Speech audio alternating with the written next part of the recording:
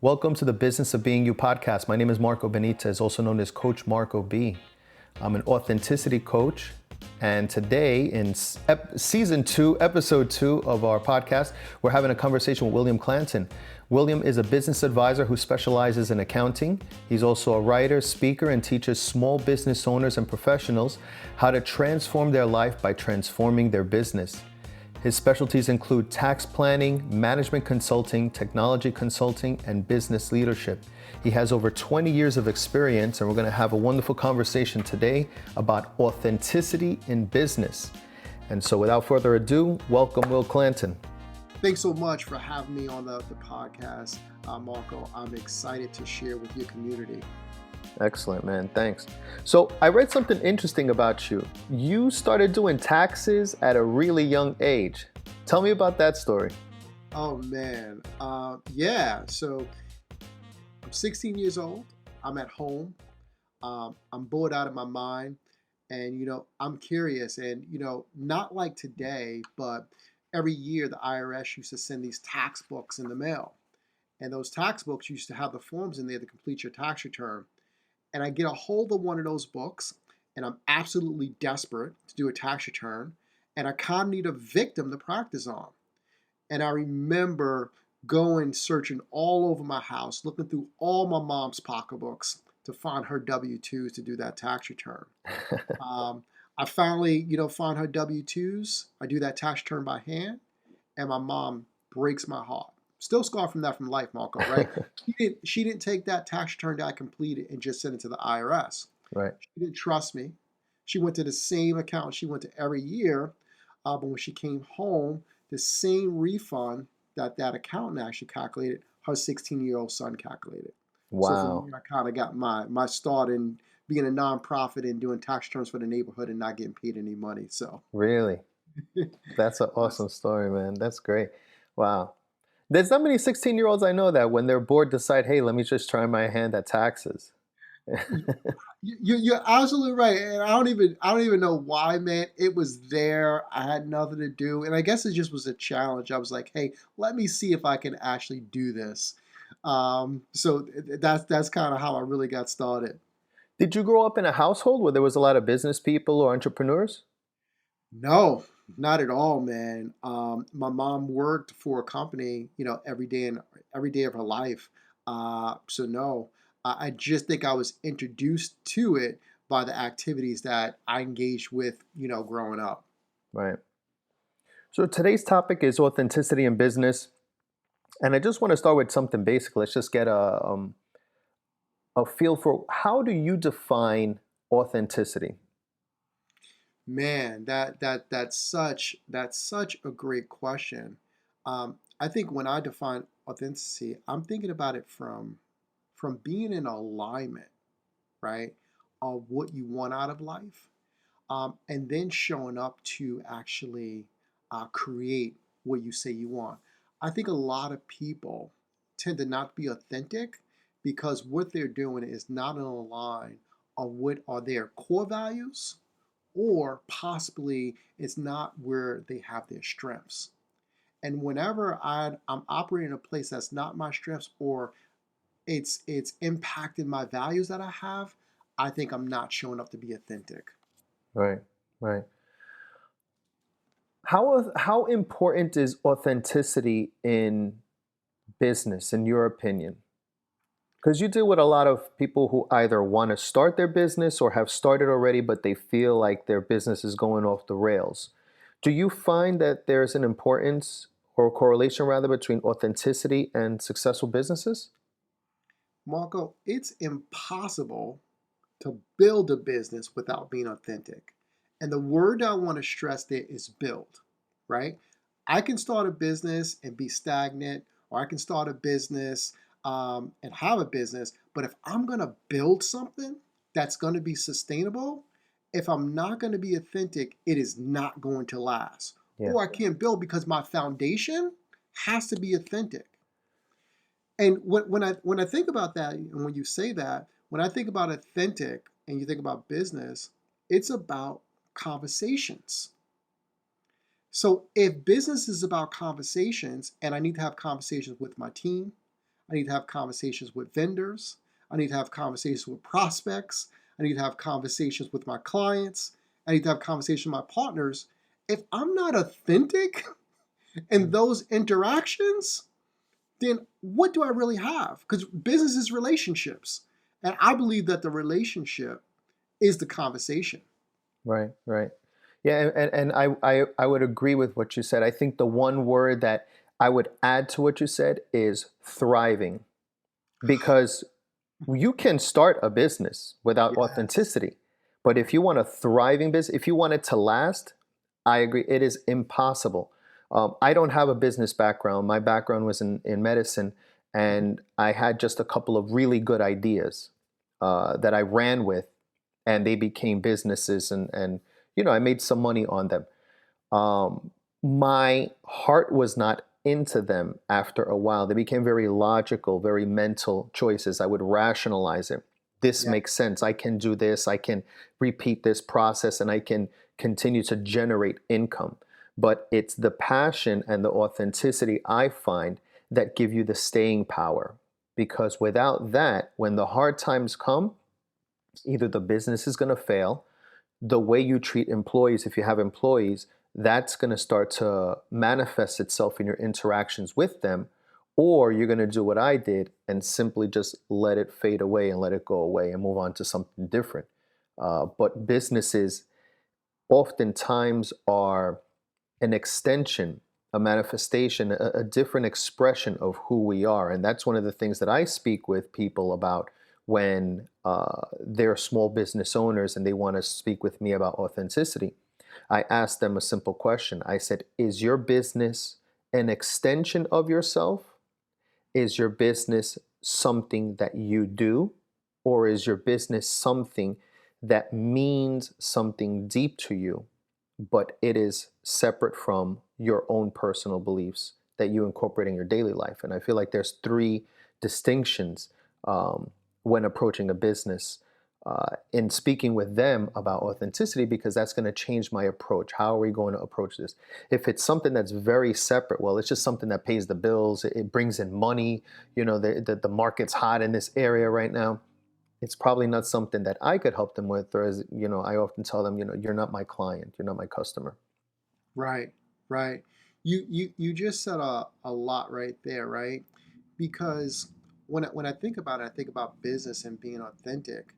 The business is only the vehicle that can get me an outcome or get me a result. Mm, The question is, this vehicle that I'm about to get into, does it help me get to my long-term goal, hmm. right? In my life. So I think what a lot of people and a lot of challenge that people have, they need to answer that question.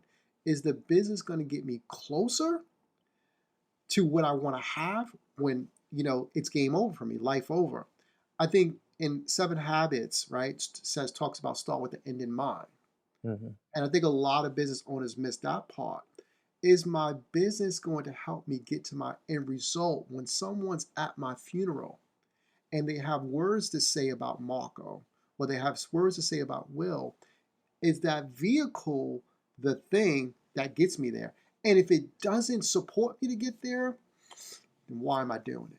Right? Yeah, And I think that's what gets scary, and people are not authentic because they're just doing it and it doesn't get them to their higher purpose. I guess the yeah, word I want to use. right, right.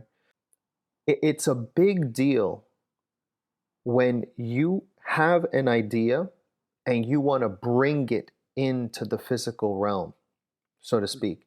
It's a big deal when you have an idea and you want to share it with someone else and then ask them for money for what it is that you're sharing. It's scary because there's sometimes, at least for myself, my experiences in business, it's scary because the question comes up, will they want what I have to offer? Is it good enough? And we've spoken in the past, in times that we were in groups together, about this concept of a gremlin, the I'm not good enough concept. And so I think a lot of doubt shows up with, uh, is what I'm offering good enough that someone wants to pay me for it, or at least even wants to hear me out for what I have to offer? And I think we have to actually turn that on its head, right? And say, hey, what is the problem I'm going to solve for this person? And then is my service the best service to actually solve that problem? So starting first on the front end of that is, what is this person experiencing, or what are clients or customers that's similar to them experiencing, and what have I created to bring to the marketplace that gives them value? And I think as long as the value that I'm giving them, the use value that they're getting, is more than the cash value that they need to pay, then Mm, everyone wins. yeah. The problem is, I think some people go into business and they take money from people, but the value that they get is less than the money that they receive. Right. And that's where we run into challenges at of, hey, is the people willing to pay for my service? In the beginning, it's very difficult to find that balance because many times you get conflicting information or conflicting advice from um, business mentors, resources. They tell you, value your work. You got to get what you're worth. People are going to get used to you being the person that always gives discounts, that never wants to charge you full price because they're always going to give you a break. But then there's other schools of thought or other advice rather that says to you, well, give it away for free. And I think many times for the person that's starting out, that's a little bit of a scary concept and it's difficult to navigate. Do I give a discount because I'm starting out and I want to get them in? But is that going to create a perception that I'm a bargain person, that what I have does not have value? Or do I give it away for free? But what if I run out of ideas? What if I run out of something new to share? Absolutely, right? It's the biggest issue when it comes to pricing, and what you're actually offering, the price for the thing that you're actually selling. So let's take it from a service professional standpoint. I think most service professionals actually struggle with that because they determine their price based upon what they think their time is worth, which is a problem. Whenever I actually establish a price of what I think I'm worth, I'm always going to have problems actually selling something. So I really need to actually establish what I'm actually selling based upon the value that the client's getting. And I need to be able to determine that. And that's a challenge to do in the very beginning. You got to be able to quantify the value that this client's getting to determine what you should actually price it out as. So, segueing from what we're talking about right now, what do you find are the most common mistakes that new business owners make when they're trying to start a business or trying to scale their business? Yeah, I think the number one mistake that most of them actually make is not really thinking through how much time do I need to invest in this venture, right? So I think they fall in love with the idea of entrepreneurship. I think they fall in love with what the outcomes are, but they don't make the commitment of what needs to actually be done to achieve the success that they actually want in their business. And for me, that was huge, right? So when I first actually stepped out in entrepreneurship, I failed. I went looking for a job. And the reason why, I was really good at the technical thing that I wanted to sell, but I didn't know anything about business. And Yeah. I didn't know about talking and having a conversation with a client or a customer that says, hey, let's do business together. So I think a lot of entrepreneurs underestimate what it actually will take to be successful, and they actually don't make the commitment long term to say, hey, whatever happens, I'm going to stick through this and push through it when things don't go as I planned that they would. Right. What are your top four tips for entrepreneurs that want to have a thriving business and then a business that's authentic to them? Yeah, I think the first one is knowing what you want long term, right? I got to know, if I'm going to start a business, I need to know what I want long term, because the business have to provide the vehicle to get me there. So that's number one, know I long term, and that's where coaching could become so important, and coaches help you clarify what you want long term. So first tip is, if you can have a conversation with someone on getting clear with that. I know most people says, oh, I know what I want. Really? Talk to a coach about what you want and get really clear and provide that clarity. So I would say the first thing is that clarity. Yeah. I think just, a subset on the tip on that first one is, answer the question, does going into business, help me achieve that long-term goal? Because I think entrepreneurship is not for everyone. And if I can align what I want, and there's another organization out there that I can join to do that, and it will still get me what I want, do that rather than entrepreneurship. Right. Entrepreneurship shouldn't be you going into this just to do something. Find out if there's someone else that's doing it that you can align with first. So really getting clear on, is entrepreneurship, is starting a business going to get me closer there? Because it's not for everyone. Yep. I think number 3 is, do you have financial stability? Mm. I think there's a lot of entrepreneurs who fall in love with the idea, but personally, financially, they don't have the means to be able to stick with it, right? So being able to say, hey, if I'm going to go into entrepreneurship, maybe the best thing is for me to have a side hustle until I build enough revenue to be financially stable that I can walk away and do this full time. Right. Right. Right? And I think for me that was big because when I was actually, working for someone, I was building out a side practice. Yeah. And it was when that side practice, I was stable enough, I can say, okay, I can walk away now. And make sure you're in love with the activities that you're going to have to do to be an entrepreneur. Yeah. And making sure that that's in alignment with your strengths, right? Because a lot of entrepreneurs, there's some work that we have to do. The question is, am I the right person to do those things? And I'm going to be excited doing what I love. And if I'm not, who do I need to actually surround myself by a team or other people, other partners, other vendors to make sure that it's going to be a successful venture? And I think a lot of entrepreneurs don't do that. They just jump into it, says, I'm going to do everything. And I think that's the worst thing that you can do to really start a business. Right. Right. Yeah. And I feel it's important for people to understand, and this is an idea that I first heard in the book The Cash Flow Quadrant by Robert Kiyosaki. He talks about there's 4 quadrants, and it's easy to illustrate in a drawing. But on the left side of the quadrant, if you're facing it, there's E and S. And on the right side, there's B and I.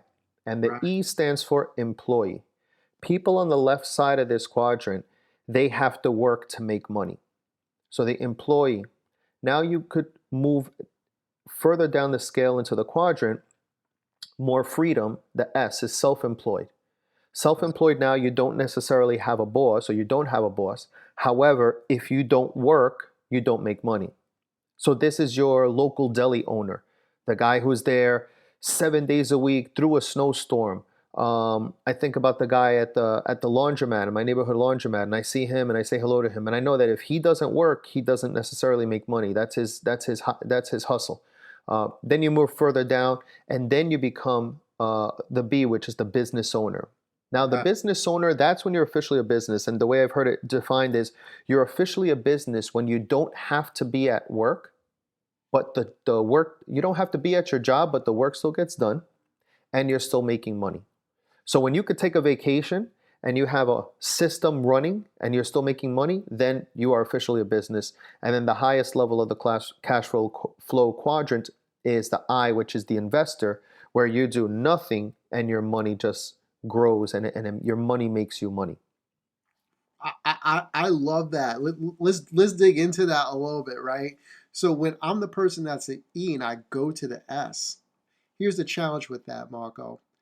I am the worst boss to myself because here's something.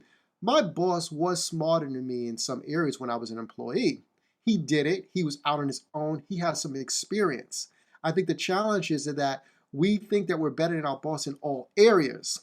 And I think technically you might be, but there's some business principles that your boss learned that you usually don't pick up on when you first start. Yeah. And then so when I move into that, going out on my own, not being an employee and being self-employed, man, I got to look in the mirror of someone who doesn't have all the answers and attempt to figure that out. So I can be the worst boss to myself because now there's no one holding me accountable. Yeah. right? If I don't want to get up and go to work, Marco, guess what? I work from home. Yep. And if I want to sleep till 11 a.m., there's no boss calling me saying, "Are you coming to work today?" Yep. Or, you know what I mean? So there's a different animal that begins to play out going from that E to S. Yeah. Discipline. Discipline is key in that moment. If you do not have discipline, you will fail. Totally agree. I do think there's some educational moments that I'm learning when I'm actually failing, but some people do get off the bus. Yeah. And I think that's the failure when, and I'll speak personally of myself, my first round out in entrepreneurship, I failed. Why did I fail? I failed because when I went out and started business, I fell in love with the idea. I wasn't financially stable, and I didn't know how to get the next client. So what did that cause me to do? I went from the E to the S and went back to the E because I need to go get a job because I wasn't supporting my family. Yeah. The truth is, when I stepped out, I wasn't being authentic to myself and really beginning to understand what I didn't know. Right. And I think that happens a lot with people in entrepreneurship. We don't know what we don't know. And instead of getting support that we need to be successful, we throw in the towel and quit and go back to what we know, which is being an employee. I think it's important to recognize, to acknowledge that more people than we realize want to start their own business. And Absolutely. it's their commitment to their family, to the people that matter to them, that cause them to either let go of that desire, that dream, that calling, which is even bigger than all of the other ones, because they want to be present for those that matter most to them. And I think it's these people that have probably some of the greatest ideas, some of the greatest contributions to humanity within them. But there's an immense challenge in making that transition. Marco, my goodness, right? So think about this. Let's paint a picture for a second. This person that you talk about that has this idea, it can be the best idea. It can be the most brilliant. It can be life-changing to the world, let's just say. But when I actually go home for the people that I love, my wife is thinking about our financial stability. And she's in my ear like, you need to get a job. Marco, you need to go and get a job. This idea of entrepreneurship that you have, throw in a towel. One, she doesn't see the vision that you have in your head, right? It is this dream. It's this thing that you could have saw, right? You could envision, you could have saw it, but she's not actually locked in. And that's conflict. So now when I go home every day, my wife is telling me to get a job, I'm in conflict. Yeah. Where do I go? And I think you were saying this earlier, who's the people that's really in your ear? Yeah. Yeah. And if I could, be able to put myself in a community that will support me to help me in this incubation stage that I'm at, to grow that idea, then I can possibly be more successful on this venture. Yeah. Yeah. Yeah. And it's not an easy decision. And I think that the biggest struggle that people go through is going to be, and I know that I went through it, is this right? This concept of right and wrong. For myself, I definitely know I want to be a present father. I have 2 kids. I want to be there for them. And 99% of the time, I don't put my work in front of anything that they need. Right. There's that 1% where it's, hold on, I'm in the middle of something. You got to give me some time. I'm very open with them. I'm very transparent with them about my short-term and my long-term goals. They know that I have my day job, and then they know that I have my coaching. And my coaching is, and I've described to them the vision, how it could help others, how it's something that's authentic to myself, how it's something that it's not a money-driven endeavor. It's a calling. It's something that I'm here to do. And sometimes I find in my conversations with other people, they're not as open with their loved ones as to what they're doing and how it's so much more meaningful than just, I want to try something new. It's something more meaningful than I'm trying to make some money. A lot of times, and I speak for myself, it's something that is very, very personal, very ingrained in their existence, in my existence, in my example. Um, but it's not an easy decision when you have to start saying no to those people that are closest to you. And sometimes you get some heat for it, and it's not easy, and you start to doubt yourself and your decisions in moving forward with these with a business endeavor. Hopefully, if you're one of the lucky ones, you'll have people around you that support you, and they'll encourage you, and they'll give you your space and your time, which is really what you need. Encouragement comes easy, I find. A lot of people can encourage you whether you know them or not. Just turn on YouTube and click on YouTube and find some inspirational videos. You'll get the encouragement there. Um, but I think that when people are close to you, for them to give you your time and your space, that is the biggest gift. And for family oriented people, I think that they're also, when you get that time and space, and when you're trying to build something, it also comes with a decent dose of guilt. Spot on. I'll just add on to you. I think that is the part of having an authentic relationship, right, with your family members. And I think what tends to happen, there's not enough sharing. Like, kudos to you that you share this with your family, what the vision is. Most entrepreneurs don't, right? And what they're actually creating is tension, because now their family technically could operate as their accountability partners, right? Most entrepreneurs say things, Marco, and then, like you're saying, that they don't have the discipline. So I say that I want this thing, but then your wife or your kids see you sleeping, and you said you're going to be working on this thing, and you get pissed off at them when they call you on it. Right. But that is a form of them being supportive. But we don't see that part as supportive when your wife says, go get a job, because you're really not doing this thing because you're not disciplined. So we got to take both ends of it. We just can't take it from the entrepreneur, because a lot of entrepreneurs says, oh, people don't support me, Marco. That's why I can't make it. No. Are you doing what you need to do to get the results that you need to get to? And are you being authentic with your family? What are some things people can look out for as indicators to let them know that starting a business is something that would be authentic to them versus just something to generate some money? It's a great question. And let me start by saying this. I don't think there's anything wrong with starting a business for money. I think it goes wrong when people start businesses to rip other people off. So let me be careful how I tread this, right? Right? If I have something that's of value, right, it may not technically be my higher purpose, but if I'm exchanging with you and the value that you pay me, which is $5, and you get $20 of value, I think that's okay if I'm making money, right? I may not be doing something that I'm called to do, but I think that's okay. I think the problem comes in when I'm taking, Marco, $100 from you and you're only getting $5 of value. Yeah.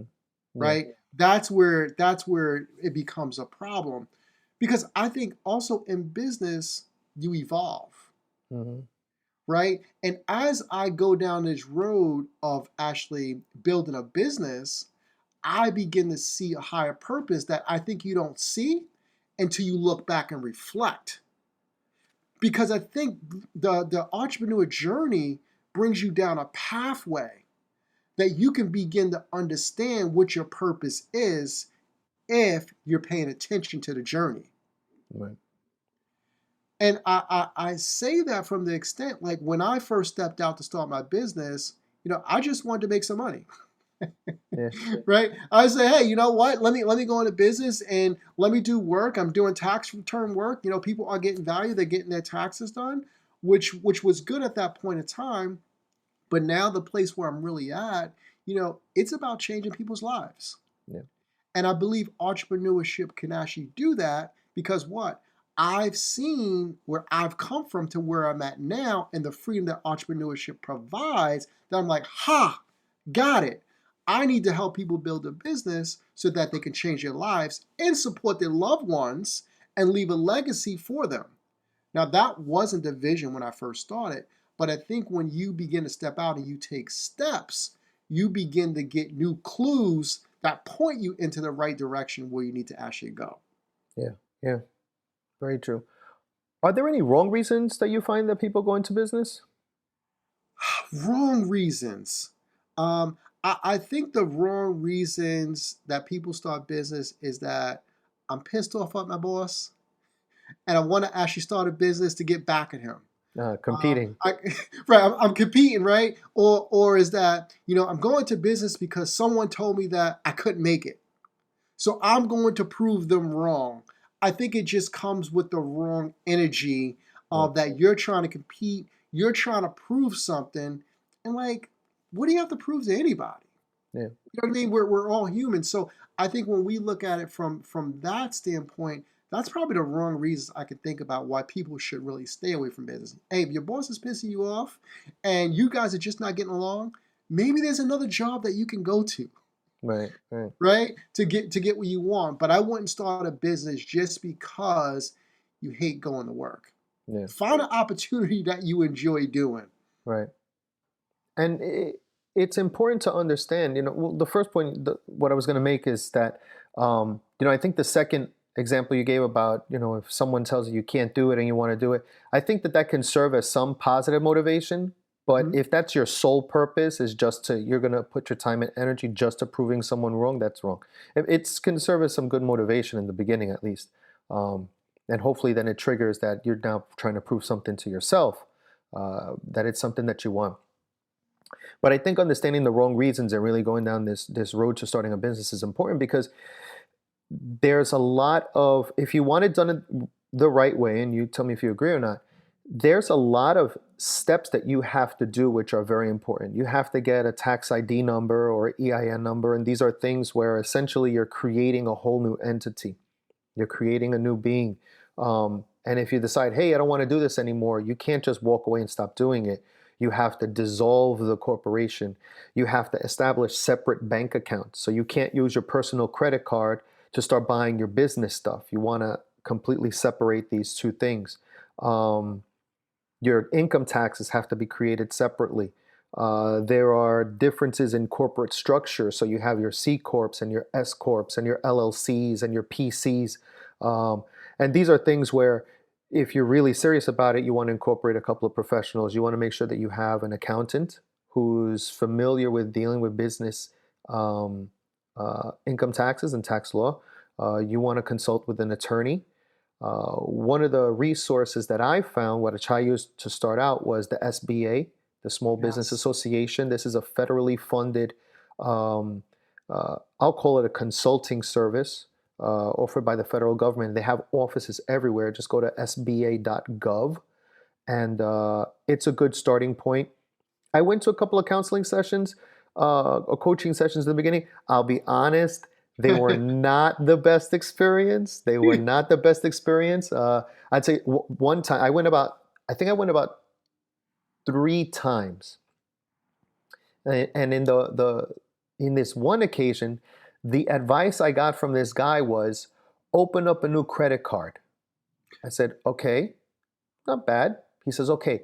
And then when it's you're going to get interest free for a year. He's like, just buy everything there. And when you're about to close, you're about to lose your interest free, open another credit card and transfer your balance. He's like, and open a credit card and transfer it. He's like, you keep doing this, like you'll never pay interest. And it didn't sound like it didn't come across as sound advice. And he says to me, he's like, trust me. He's like, I filed for bankruptcy 3 times, and I've been able to, keep my home and my car. And I was like, okay, it's time for me to go. But thank you for the lesson and the advice. When you say that, what comes to me, right? Because that's all about the relationships that you have. And that's what's really important in business. Who are your relationships? Who are the people that you are going to for advice? And it just seems like you knew, right, which was great, that this guy, what he's telling me, I'm not listening to this advice. But a lot of entrepreneurs, so because they're so green, that's one of the challenges. Like they don't know who to listen to. So if someone just has a title and says, hey, you know what? I'm a business advisor. I can advise you. The question they need to really ask is this person, right? being authentic with me? And will this person tell me when this is out of my league and I don't know the answer to this? Right, Marco, there's questions that I come across when I'm dealing with prospects or dealing with clients that I just don't know. So for me to be not authentic and attempt to give you an answer with something that's not in my wheelhouse just really damage the relationship. And I think that's what tends to make a lot of entrepreneurs fail. I think for some people, it's very difficult to ask for help, and they feel that they have to figure it all out. I think that social media has a lot of positive things it can help us with when used in some ways, but it can also create this facade that people have it all together. Um, I watch a lot of these kids movies because my daughter's young, and Mhm. so we watched a movie recently called Ron's Gone Wrong. It's Hmm. a funny movie, just a funny movie, but there's a deeper message in that. And I remember this one scene where there was a young girl, and she was known as the social media girl in school. She had like most followers, and in this one scene in the movie, they actually have like a camera which is watching her, and when she posted a photo of her and all the sneakers of all of her friends, having a good time at a party, she actually was alone in her room crying, and she just set up a bunch of sneakers, but framed the shot to make it look as though she was at a party with a lot of people. And I think that that one scene is provides a lesson and a reminder that uh, not all that glitters is gold. Not all entrepreneurs that you see on social media with the cars, and there's so many ads on, especially on Instagram. There's so many ads when you're scrolling of. There's always someone standing on a balcony of a hotel, Mhm. talking about how, my system, if you want to just, we could scale you to $50,000 a month, or there's someone in front of a house or a pool and they got a Lamborghini in the back. I was speaking with someone who's a very successful businessman, and he was telling me that he knows a couple of these people who use that as their strategy, and they're just right out of the box with no clientele. They rent all of that. They rent the house for the day. They rent the exotic car for a couple of hours. Um, so I think it's just important to mention that and to remind people who might be thinking of starting a business and who may feel discouraged that one, they can't compete with people because they're not at that level. And two, they feel compelled to inundate themselves with education. Training courses in excess is a procrastination and a stalling tactic. So I think that sometimes jumping in there when you're not ready, I would even say not even sometimes, probably more often than not, jumping in there when you're not ready is better advice than I need to prepare, I need to prepare. You just said a whole lot. First, let's dig into the hip hop videos, Yeah, right? Because the hip hop videos back in the days, I don't listen to hip hop now, but old school hip hop, Marco, was my thing. But yeah, when you watch these videos, everything was usually rented. The yeah, chains that they had on, right? yeah, The diamonds that they were showing. And to the outside, it's like, wow, I want to get that. That's what success means. And I think that's what we have now with social media, right? I can go and rent my outfits and look successful, but am I really successful? I think a lot of entrepreneurs get caught up with the shiny object, hmm, right? And what they can see. But I don't think that's what success is. I think people have to look back and says, what is it that I really want? And am I getting closer to it? And social media is a big issue. And then on your second point that you just hit on, Marco, just in terms of execution, right? I could take every course, read every book, and have the head knowledge to do it. But I think the best education is going through these courses, going through these books, and executing at the same time. Because now I'm actually really creating that and not waiting like, oh, I'm going to start this when I finish this book. How about start it while you're going through the book and the practical tips that you're getting, executing those things now? I think that gives the most value. right, right. And I find it interesting that people call their business their baby because when you have Oh a man, Marco, wait, stop, hold on. When you Ah, have a baby, baby, baby. when you Mm. have a baby, you are never 100% ready. You could read all the parenting books you want. You ain't never going to be ready. You could get advice from your elders. I got advice from parents, from grandparents, from friends with kids who had babies before me. And when you have a baby, man, let me tell you, it's a whole other ball game. Yeah, and when you think about it, right, that that baby that you have, Margot, and the baby that I have, we actually treat them differently. We don't actually treat them the same. And And we I think raise them with we can raise them with different values too. exactly, we raise them with different values, but then we go to look to gurus and says that this is the way that it's supposed to be. That's not authentic, Yeah. right? If I'm really raising this baby, I need to raise them based upon who the child is. And I think a lot of entrepreneurs Mm. miss that. They're trying to raise their Hmm. baby based upon the way your business is, Marco, Yeah. or the guy on social media. But if I'm really going to raise a baby, which is custom to me, then I got to really think about what I'm good at, how I operate, what's best for me, and not what's best for your baby. I would love to parent your baby, Marco. It's easy. To parent I your w- baby is very easy. I can tell you all day what to do, Marco. Marco, why'd you let your kid stay up to 9 o'clock at night? Marco, why'd you let your kid go to school with those clothes on? It's easy for me from the sidelines to yeah. tell you to do with your baby. But when it Yeah. comes to my baby, the stuff I'm telling you, Marco, is very hard for me to implement. Mm-hmm. Mm-hmm. Yeah, I feel we could expand that baby analogy a lot more. Because the baby, when you think about the baby, right? And because I love what you said about that, is that some people, right, they want to be the overprotective parent with the baby.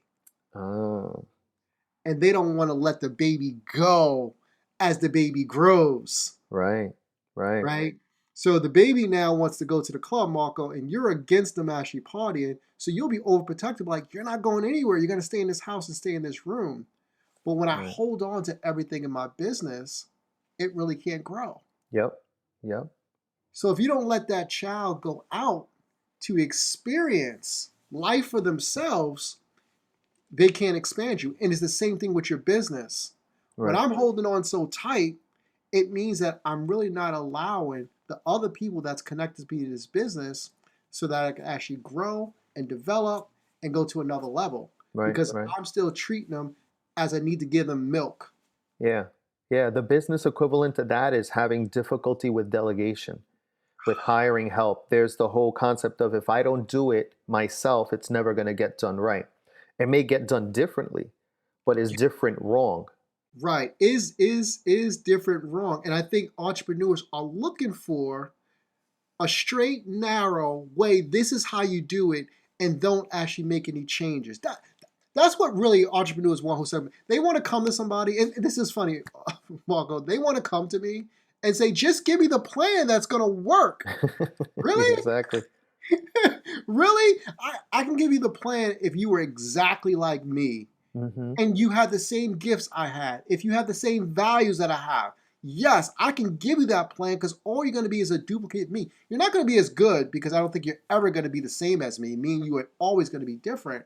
Right. And I think that's the challenge. Entrepreneurs want something that says, hey, something in a box. Give Yeah. me a business in a box that I can operate. And I think Yeah. that's good for franchises.